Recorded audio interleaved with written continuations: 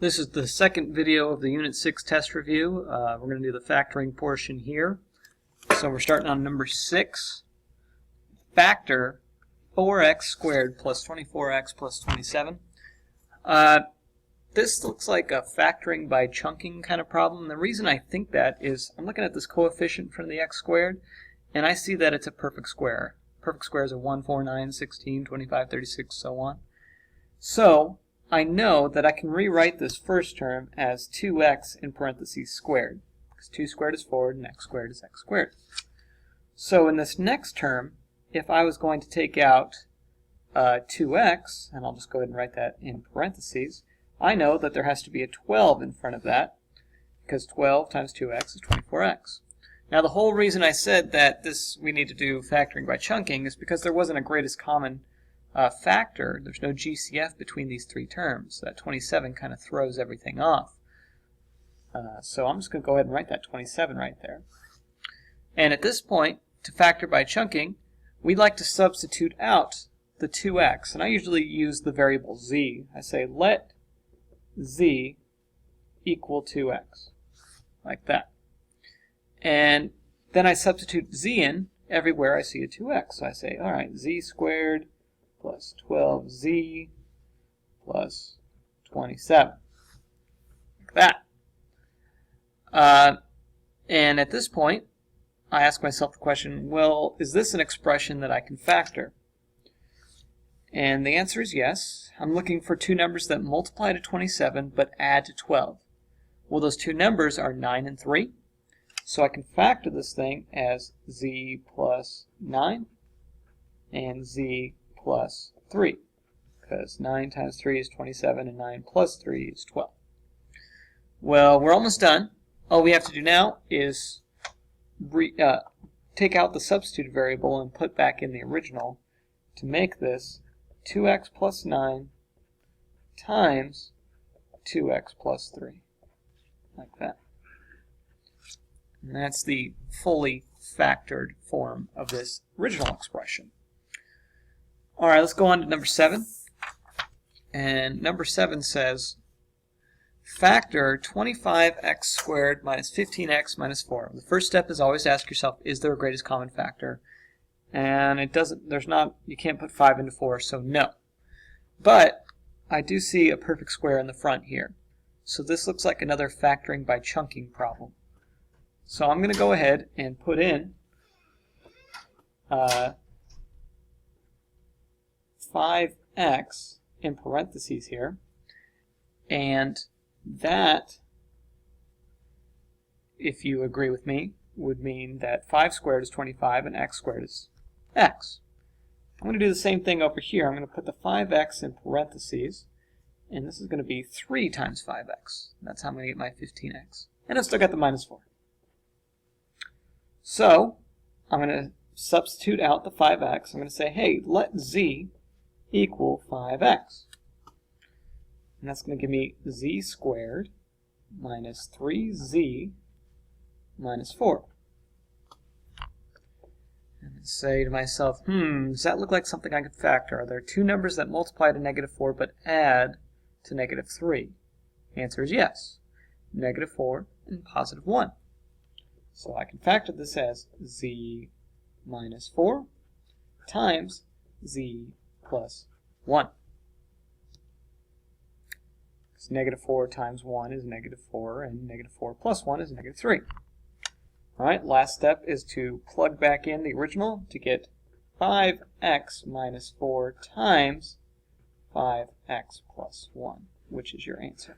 That's the fully factored form right there. Number 8, it's another factored one. 100x squared plus 30x minus 18. Is there a greatest common factor? Looks like there's a 3 in here, maybe a 6, but 3 and 6 don't go into 100. So no, there's not a greatest common factor. So again, I'm going to say, hey, that's 100, which is a perfect square. So another way I can write that is 10x in parentheses squared, because 10 squared is 100 and x squared is x squared. If I do that, then I can say, hey, this is 3 times 10x. 3 times 10x is 30x minus 18. And I want to know, okay, I get it. I'm going to say let z equals 10x.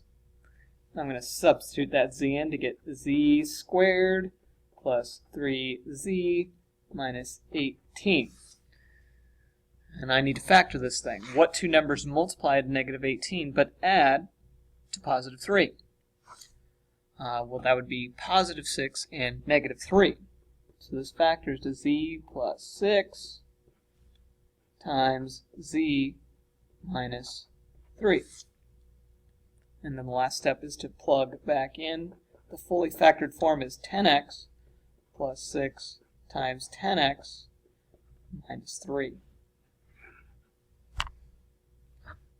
So the last three problems we've done here were factoring by chunking.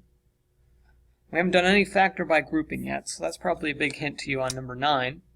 It says factor x cubed plus 7x squared minus 9x minus 63.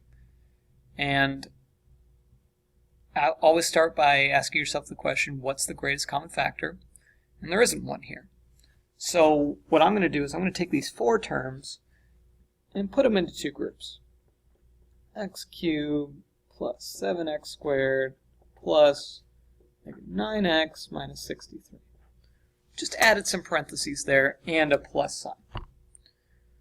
And even though there's not a greatest common factor between all four terms, there is a greatest common factor between the two groups. The greatest common factor here is x squared. And the greatest common factor here is a negative 9. Don't forget that when you factor out a negative out of this, this next term has to become positive, because a negative times a positive is a negative. Well, hopefully you notice that what we have in the parentheses here is an x plus 7.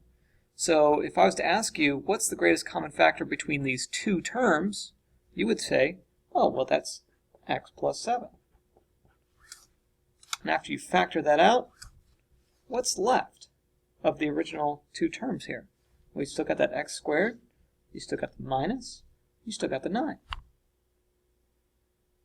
And is this fully factored? Not quite, because you need to recognize this as the difference of two squares.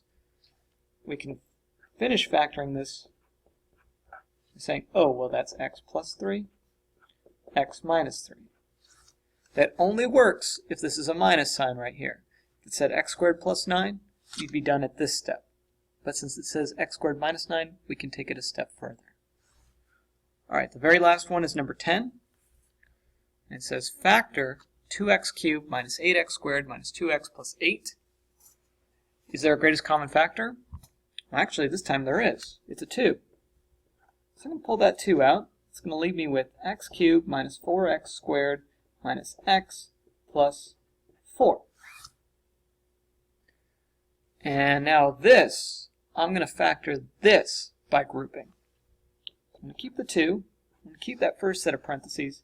I'm going to add a second set of parentheses inside the original.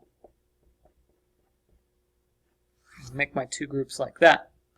And I'm going to take out the greatest common factor here for each of these two groups. So the greatest common factor between these two is x squared, which leaves me with x minus 4. Now this one you've got to be a little careful, because what we want inside the parentheses is x minus 4. These two groups need to be the same. So the only way to turn a negative x plus 4 into an x minus 4 is to factor out a negative 1. Because negative 1 times x, negative 1 times negative 4 is positive 4. Alright, so I've still got the 2 out front. But now, I've got a greatest common factor between these two terms here, and it's x minus 4. So I'm just going to cross this off because I just factored them out. And what's left over? Well, I've got x squared minus 1. Now we're almost finished. This thing's almost fully factored. I've got the 2. I've got the x minus 4. Here, x squared minus 1. Well, that's the difference of two squares. That's just x plus 1, x minus 1, which is the final answer. And that's it. So that's the entire review, all 10 questions. Wasn't too bad, I hope. Thank you for watching, and I hope you do very well on the test. We'll see you next semester.